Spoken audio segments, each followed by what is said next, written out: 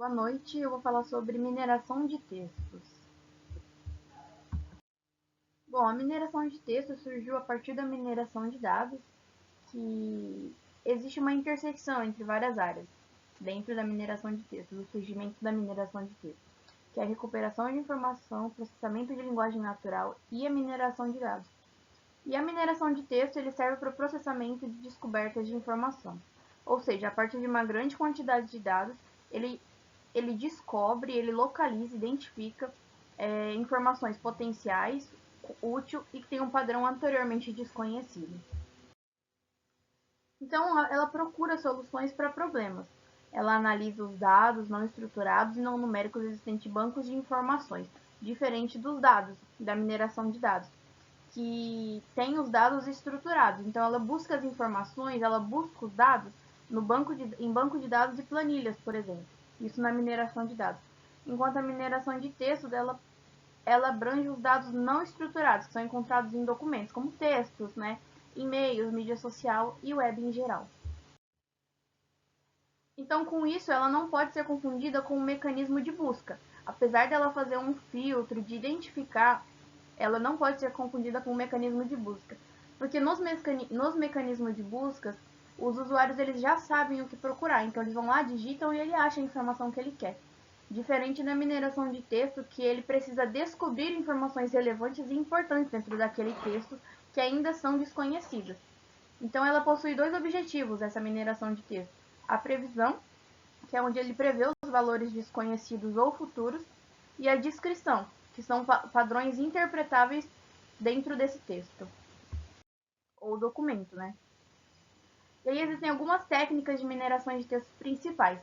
A primeira delas é a categorização ou classificação, em que ela categoriza as palavras e pré-define suas classes. Então, ela categoriza e separa ela em padrões, em classes diferentes. Enquanto o segundo, que é o clustering, ela agrupa documentos semelhantes, textos semelhantes, em cada cluster, em cada grupo de documentos. Então, vamos supor, eu tenho um documento falando sobre gestão do conhecimento. Aqueles documentos relacionados à gestão do conhecimento vão ficar agrupados em um lugar, enquanto outros de outros assuntos vão ser divididos em outros grupos e assim por diante. A outra técnica é a extração de informações, que ela é feita através de correspondência de padrões e ela é muito útil para textos grandes, enquanto a recuperação da informação aplica métodos e medidas estatísticas ou semânticas, que é encontrado automaticamente as respostas para as questões, os problemas levantados. Existe também a técnica da regressão, em que é feita uma análise estatística e ele procura a existência de variáveis dependentes e também as independentes, e estima um valor de uma a partir das outras variáveis que ele encontrou. Além disso, tem o da sumarização, que resume dados sem alterar o significado do conteúdo e comprimento dos dados.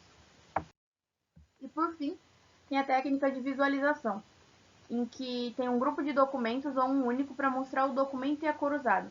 Ele descobre ou explora o padrão da coleção de documentos e ele separa por cores diferentes e também por distância de relacionamento, ou seja, assuntos diferentes são colocados em lugares diferentes. Como vocês podem ver, isso daí é o processo de mineração de textos. Então, ele segue todo esse fluxo, da seleção dos documentos, da preparação dos dados, depois ele vai para a indexação e normalização, vai para o cálculo de relevância dos termos, mineração em si e a análise do resultado. E aí a primeira etapa, que é a seleção dos documentos, ele se preocupa em definir os textos ou documentos que serão analisados. Então, ele faz uma seleção de todos os documentos que vão ser analisados naquele processo. E aí ele coleta os dados a serem analisados também. E aí com isso tem a preparação de dados, que já é a segunda etapa, em que os dados são preparados, é feita uma seleção do núcleo que representa os dados e a eliminação de ruídos, ou seja, de coisas que não são importantes. Então, ele prepara os dados que serão analisados, ele seleciona do núcleo que representa os dados, ou seja, uma parte principal, e elimina as outras coisas que não são importantes. A outra fase é a indexação e normalização, em que ela identifica as características e a similaridade de significado entre as palavras. Então, ela vê palavra por palavra, termo por termo, E aí existem 3 fases, que é a identificação de termos, remoção das palavras irrelevantes e normalização formológica. No cálculo de relevância dos termos, ele é baseado na frequência do termo, então a quantidade de vezes que esse termo aparece naquele texto. E aí, a partir disso, ele é feita a classificação da frequência do termo, que pode ser absoluta, relativa, frequência inversa de documento. Então, na classificação da frequência de termos absoluta, vai ser considerada a quantidade de vezes que o termo aparece, desconsiderando a quantidade de termos totais existentes no texto. Enquanto a relativa vai considerar o tamanho do documento e atribuir pesos aos termos de acordo com a informação do tamanho do documento. Enquanto a frequência inversa de documentos, ela vai fazer uma mescla, baseando-se na frequência absoluta e na quantidade de documentos em que o termo aparece. E aí isso ele aumenta a importância dos termos que aparecem em poucos documentos e diminui os que aparecem em muitos documentos. E aí a etapa da mineração vai aplicar uma das técnicas que foi citado lá atrás, e aí vai analisar um conjunto de dados a fim de descobrir as co-ocorrências estatísticas de palavras que aparecem juntas. E por fim, a análise e interpretação de resultados vai utilizar o método da bibliometria, em que vai aplicar os métodos matemáticos e estatísticos em documentos. E aí existem algumas ferramentas de mineração de textos. E para analisar a qualidade dessas ferramentas, existe um método do Thomas Reeves, que aí precisa analisar se a ferramenta é gratuita, para que a mineração de texto seja possível fazer em português, que esteja disponível para download ou execução online e que não seja oriundo de empresa comercial. E aí, algumas ferramentas que correspondem a todas as questões levantadas por Reeves lá no slide anterior. São essas ferramentas, o QHCoder, o Backmeaning, o TagCrown, o TestAnalyzer e o Word Counter. Então, o KHCoder, ele analisa quantitativamente o conteúdo do texto, enquanto o Sobekmeaning, ele identifica termos relevantes analisando a frequência em que os termos aparecem.